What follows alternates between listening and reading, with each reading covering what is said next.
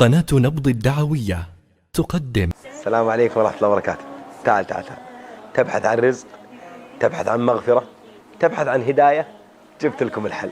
لكن مو من خالد شارع، من النبي عليه الصلاة والسلام. صلوا على الحديث.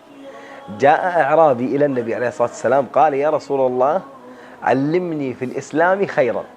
قال النبي عليه الصلاة والسلام: قل سبحان الله والحمد لله ولا إله إلا الله والله أكبر.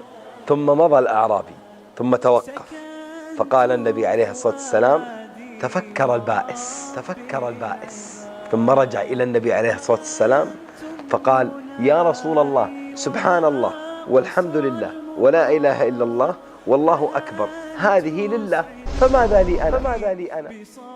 فقال النبي عليه الصلاة والسلام: يا أعرابي، إذا قلت سبحان الله قال الله صدقت، وإذا قلت الحمد لله قال الله صدقت، وإذا قلت لا إله إلا الله قال الله صدقت، وإذا قلت الله أكبر قال الله صدقت. ثم قلت بعدهن: اللهم اهدني قال الله قد فعلت، اللهم اغفر لي قال الله قد فعلت، اللهم ارزقني قال الله قد فعلت. ثم صرهن الأعرابي 7 ثم مضى. يا غالي، أنت تبغى الرزق، تبغى الهداية، تبغى المغفرة من الله.